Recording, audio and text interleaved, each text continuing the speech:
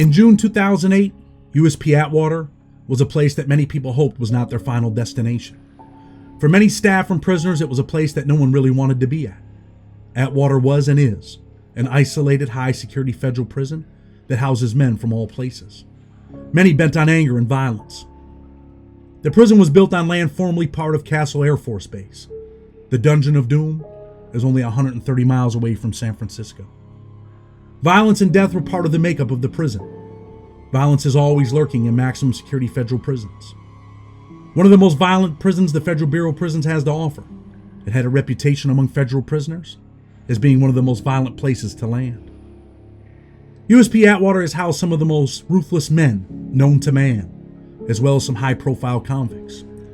People like Booby Banks, leader of the Crip Street Gang in Little Rock, Arkansas, who was convicted in 2006 of conspiracy and drug trafficking for directing a large-scale crack cocaine distribution operation. And he appeared in the 1993 HBO documentary, Gang War, Banging in Little Rock. Demario Atwater also called this place home. In 2010, he pleaded guilty to the killing of North Carolina Chapel Hill student, Eva Marie Carson. He was spared the death penalty, when perhaps the death penalty might have been too good for him. For $700, he took a life and paid with his in prison. Ironically, Atwater ended up in the Atwater prison. Tensions are always high in these maximum federal security prisons. When the heat hits, it seems like things flare up. On August 2nd, 2006, Jawan Ferguson and Damascena Slaughter were cellmates in the special housing unit at USP Atwater. Ferguson, a repeat felon with a lengthy criminal history, told several correctional officers at different times during that day that he wanted Slaughter removed from his cell. After he repeated this request to another officer, Slaughter hit Ferguson in the face. Ferguson responded by beating Slaughter into unconsciousness, and then continued to beat him even after he was unconscious. Correctional cops observed Ferguson drag Slaughter out from underneath one of the beds in the cell.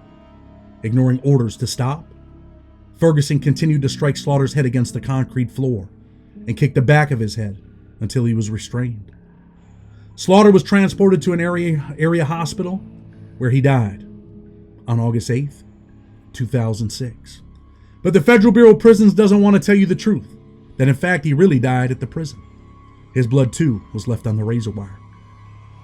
In July 2009, Ferguson was convicted of voluntary manslaughter and was subsequently sentenced to life in prison. Ferguson's sentence was overturned on appeal and he was resentenced to 96 months in prison in 2011. Ferguson served his sentence at Florence ADX, the federal supermax prison in Colorado, and he was released in 2018. John Balez, the attorney who defended Ferguson, argued that the Federal Bureau of Prisons was partially at fault for Slaughter's death, mainly because Slaughter had been diagnosed with schizophrenia, and USP Atwater was not properly equipped to address Slaughter's condition. In addition, Ferguson had asked correctional officials to move Slaughter out of his cell, and Ferguson did not start the fight. Despite the fact that Slaughter had mental health issues, he was forced to live in a cell with another man who was in most regards normal. Sometimes mental health prisoners that belong in hospitals and not prisons will yell and bang for hours upon hours, with no relief for those trapped inside these dungeons of doom. Sometimes they lash out at other prisoners, and sometimes, like Slaughter, they get slaughtered.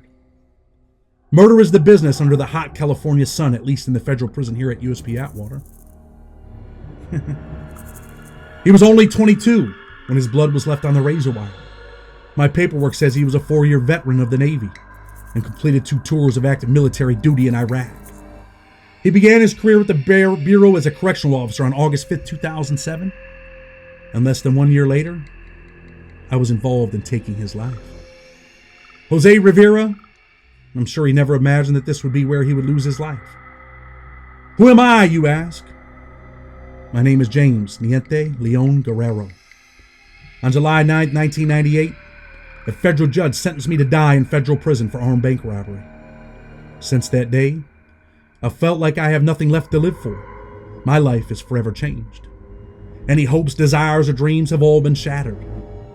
When I came here to Atwater on June 19, 2008 from Coleman, the USP, I told the SIS officer that I would not house or live in a cell with anyone else. Somehow, as they often do. The SIS technician, Zaragoza, convinced me to live with Jose Cabrera Sablan. He hit me with this as, this is your people. He's from Guam. The two of you can relate to each other. He has life, you have life. You both need a friend in here. Like me, Sablan was sentenced to die here as well. He was convicted and sentenced for murder, attempted murder, and felony escape in Guam on August 15, 1990. He had already been in prison for 18 years, and he knew that this was it. Violence and drinking were part of his life. He had shots or write-ups for assault with serious injury, fighting, possessing a dangerous weapon, possessing drugs and intoxicants. In 1992, while housed at USP Lompoc, just 2 years after his sentence, he physically assaulted a female correctional officer. He didn't care that she was a female. All he cared about was that she was a cop. This was all the world had for us. For both of us, two men on a collision course. Concrete, steel, razor wire, and desperation. Home sweet home. Oh, how you're in the distance.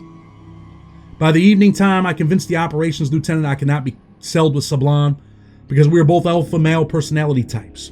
Two warriors that would clash in no time. I felt it within 15 minutes of talking to him. I knew that we could not coexist living inside a concrete bunker together. I had to find a different place. As often happens in the Federal Bureau of Prisons, you can simply tell the people where you're going to live. What people? The correctional staff, of course. They don't always run shit here. We do. The operations lieutenant told me to find a cell, and I did. Cell 222. My cell assignment was changed for the third time in less than 24 hours at that point. However, Sentry still reflected that I was celled in cell 213. The rest of the evening was uneventful. But then came June 20th, 2008. It started like any other day in all the federal prisons. My eyes opened into a world I do not want to be in, but must be for the rest of my natural life. I see the hard metal toilet. The mirror I look in has a distorted image looking back at me. I slowly wash my face, and today, for some reason, I decide to brush my teeth. No man's land. I am what some could call a dead man walking. Sometimes I try to chase away the pain with intoxicants. Today, they were all flowing freely at USP Atwater. Unit 5A has welcomed me from USP Coleman with the Devil's Brew. Myself with the Asian Pacific Islanders in Unit 5A began consuming intoxicants. We started getting drunk early, and it felt good. We continued to drink throughout the day until the call for the 3:30 p.m. count. Rivera, my friend, you're not in Iraq no more, you motherfucker. You're here in the House of Pain, federal prison. I see you looking at me. At approximately 3:18 p.m., I see you call the count, and you begin to secure the unit in anticipation of the 3:30 p.m. count that you must do. Each and every day, at 3:30, we're hurtled into cells like cattle for a count to make sure we're all here. I see you coming towards us as I look at my watch. 2 minutes have passed. It's now 3:20 p.m. And today I'm tired of being locked in. I don't want to be locked in a cage no more. I am drunk and the rage inside of my heart burns. Releasing the anger and hatred that pumps through my veins is my desire. The alcohol, the prison-made hooch, is helping fuel my anger. I lift my issued plastic chair and slam it to the ground. You know I'm drunk, but are you really afraid to confront me about breaking the rules? You think you have experienced life because of the 2 tours you have overseas? But at 22, young man, you ain't seen half the shit I had to live. I walk up the stairs and peek at you over the railing as you secure the downstairs cells. Men like dogs walk into their concrete bunkers at your order. Must be nice to have the power, Rivera.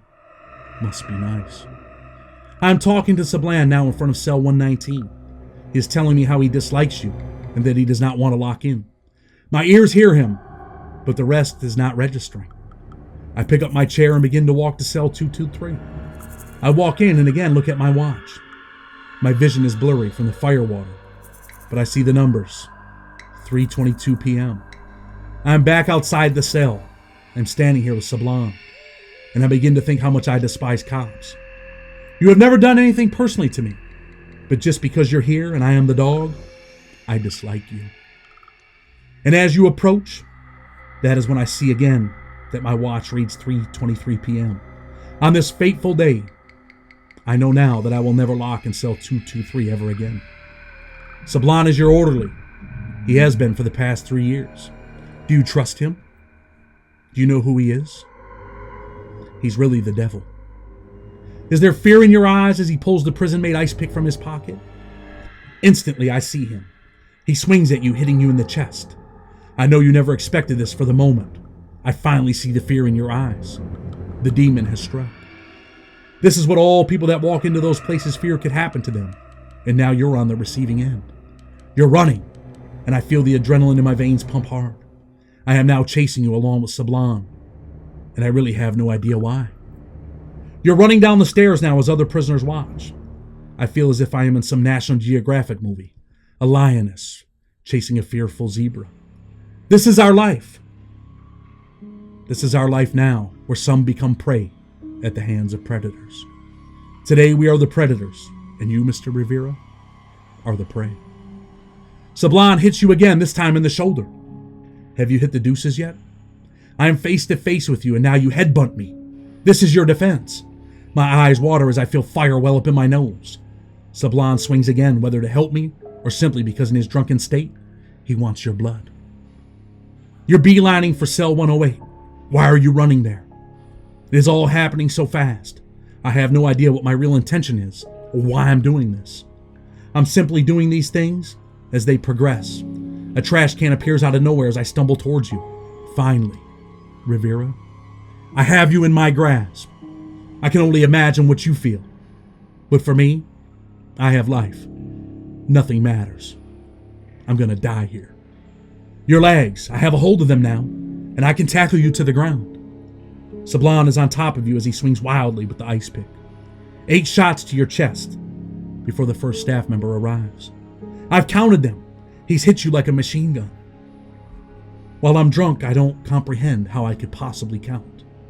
But I'm counting each one from the bottom. The unit secretary is here, but what can she do to help you? She is yelling commands at us, but we could care less. We are here, and in this moment, where nothing matters. It's life or death. She was followed into the unit several seconds later by Unit Manager Bowles. She too entered the unit through the unit team door. As Unit Manager Bowles moves towards us, she positions herself near a chair. I see Unit Manager Bowles on the radio requesting assistance. She's also yelling at us to stop, but is in one ear and out the other. I chuckle inside. Who does she think she is? She's not the boss anymore. In this moment, I'm the boss. In this moment, I have you in my grasp, and you cannot free yourself. This is prison, and it is all the things that you have feared coming true. She is afraid too. She's afraid to intervene or render assistance during this assault. I see it in her. I'm watching her from under your arm. Now Drayton knows she has to intervene in an attempt to save your life. She wants to. Something inside tells her to. In doing so, she could possibly lose her own. Drayton is inching closer as I hold tight to you as you struggle for life. I see her grab my partner's arm. At that moment, only a few minutes have passed. It is 3:25 p.m., and my heart is beating fast. It's rushing. When I feel a rush of air enter Unit 5A, it's engulfed with prison staff. We are fighting them back as they separate us from the person we chose today. You, Rivera. We chose you for no reason. We chose you simply because we were drunk. Because we were angry. Because we felt like we hated cops. And today was your day. They finally have Sablan off of you. Then they removed me next from your lower body. I hung on as long as I could. And I look at you as I'm cuffed and they move me away. I know that you're gone. But staff try anyway. They administer life-saving efforts to you. Panic has set in for staff and even prisoners. Officer Rivera was placed on a gurney and then rushed to health services. Here, his worst fears have become his reality. His blood forever left on the razor wire. I am the man who you hear about in movies and stories. I am the person that the FBOP might house you with if you make choices that land you in prison. I am a demon fueled by hate, by anger, and I have nothing left to lose. It was all lost in that courtroom a long time ago. You tell me, what can the federal prison system do to me if I decide to strike again? Nothing. I have nothing left to lose. Man, that's federal prison, man. That's USP Atwater, a place back then that was off the chain, man, off the hook. And you know, this kid was 22 years old, right? And some people are like, oh man, he's a cop. I told you guys before, like, I don't hate the police simply because they're cops, man. Not my thing. You know, I had a lot of people that worked in the Federal Bureau of Prisons that treated me with respect, man, from counselors, case managers, some of the cops. But there are cops that are in there that do disrespect people, man, that go too far. You know, I had a cop, I think I mentioned this before, in Kentucky, African-American lady. You know, after I had all the stuff going on in court, she came, searched my cell, destroyed my shit, threw everything all over the place. Didn't pick nothing up. Just absolutely hit my stuff, man, like, for no reason, man. So sometimes those things happen. But what is the point today, right? The point is that you could end up in prison with dudes that just don't give up. You know what I'm saying? Like, these cats just didn't give a shit. And, you know, the coroner's report and autopsy stated Officer Rivera suffered 28 sharp force injuries. You know, I got the autopsy reports. I got the report on what happened over there. And that's why we brought the story, man. 21 of the injuries were puncture wounds, and the others were superficial slice wounds. 7 of these injuries were to the head and neck area. The cause of death was determined to be 2 puncture wounds to the left chest, which penetrated the heart muscle, resulting in Officer Rivera bleeding to death.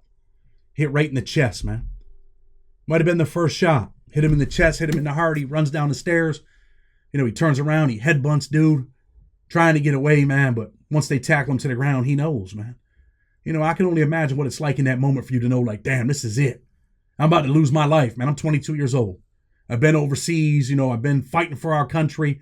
The last thing in the world this dude probably would have ever thought was that he was going to die in a federal prison. But I know when you walk into a maximum security prison, and we've interviewed some of the cops, you know, they tell you the truth, man. I'm walking in here. This is a danger zone, man. This is a place where sometimes only the strong survive. Some people live, some people die. It's definitely a place where everybody's life is on the line. I don't care if you're the warden, the case manager, a prisoner. None of that stuff don't matter, man. Your life is always on the line. At the conclusion of the autopsy, the coroner ruled the manner of death to be a homicide. It should be noted 8 months prior to the homicide, there was a staff hostage situation in that same unit at USP Atwater. That's why I read some of the stuff earlier, man. Like, this is a dangerous place. The inmate hostage takers claim cell assignments were being controlled by gangs, not staff. And, you know, a lot of that stuff was happening where, you know, dudes were like, yo, man, you're going into this cell. Yo, that's our cell. Yo, that's a blood cell. Yo, that's a SAC cell. Yo, that's an AB cell. Hey, man, you can't live there. You're independent, man. You got to find somewhere else to go. And I guess, man, dudes were like, man, we ain't going for it, man. We got nowhere to live, man. Where are we going to sleep at? In the sandbox? They took the Unit 5A officer hostage using homemade metal ice pick type weapons. After negotiation with the hostage negotiation team, the officer was released and the hostage takers surrendered. The officer received a contusion to the upper lip and no other major injuries. After action report was conducted by the regional office, incident of October 31st, 2007, the hostage takers indicated the reason for the hostage taking was a tax on cells imposed by inmate gangs. It was in there for that stuff, not at Atwater, but in other prisons. The issue had been raised with institution staff and no action had been taken by the staff. Why not? Because the staff, man, were like, man, listen, back then they tell you, man, police your own, do your own thing. Your man gets out of line, man, do what you got to do. It's up to you guys to police your own. We're not policing people. The issue had been raised with the institution staff and no action had been taken. This was perceived by inmates as an accepted practice. So we got nowhere to live and no one's stepping in. That's how they felt. The AAR team found the taxing of cells was a contributing factor for the number of assaults and protective custody cases at USP Atwater. You ain't got nowhere to go. What do you do, man? Some dudes are like, man, I'm not having these dudes tell me what to do, man. I'm out of here, man. And they check in. They go up top. What that means is they're going to protective custody. Like, yo, I can't live here, man. Get me out of here. Some dudes are like, man, I'd rather live in the hole where I got a mattress and a cell and I can use the toilet and just, man, wait it out, man. And back then, they'd leave you in the hole for a year. Dudes are just like, man, I'd rather go to the hole, solitary confinement for a whole year, and just, man, get up out of Atwater, man. Atwater was not a nice place, man. Not a place you want to be, right?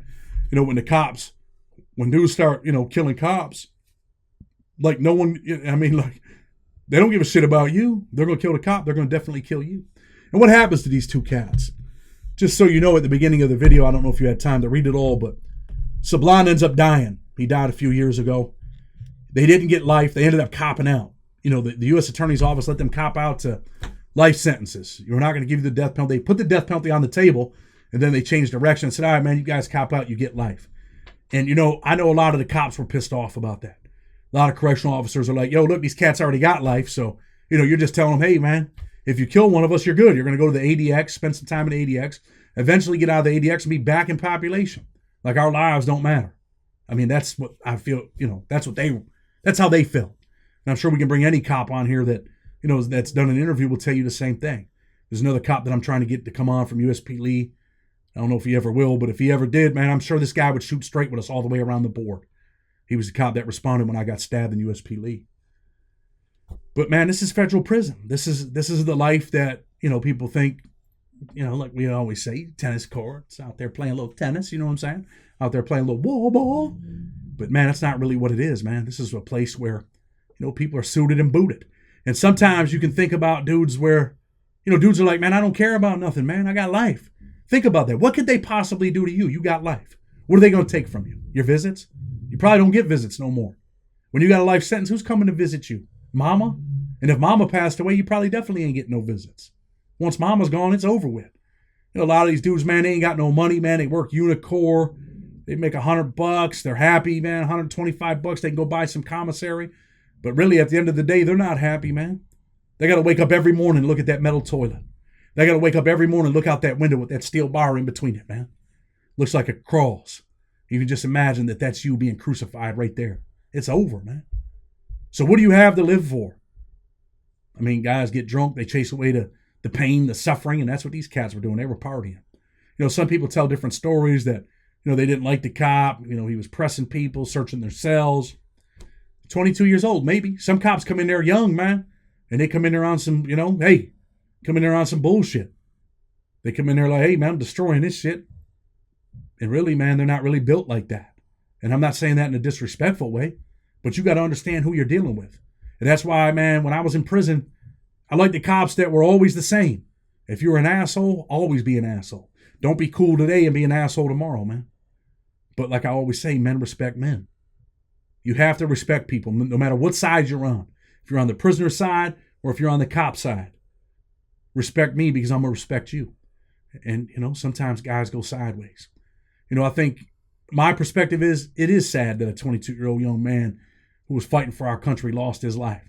Went and got himself a job as a, prison employee. He might have been thinking, man, this is my career choice. This is what it's going to be. I left the military. I'm young. I'll get 20 years in here. I can retire when I'm, I don't know what. Retire when I'm 40, 42. What do I got to do? 20 years over there? At 42, he can be out of here, retired, chilling. He might have been thinking that. But I bet you the last thing that he ever thought was that he was going to be on that chopping block. And they also have in the Bureau of Prisons these picture profiles, right? For like guys that are like upper tier, serious. We got to watch this dude. This dude is a threat. Sablon was in there. So the cat, he was in there. They were both in there. They had a ghost file that never ended up getting completed. I read the whole report. I mean, sometimes you get in a unit, man, where the cops know everybody. You heard the Stone Sailor, they read your PSI. And some cops just don't care. Some cops are just there for a job. Some cops could care less what you're doing, as long as you ain't stabbing them. USP Atwater. You would never want to be housed with these two cats. Sablon's dead. The other cat's still living. Gonna live his life in federal prison. Blood on the Razor Wire TV. Until tomorrow, we're out.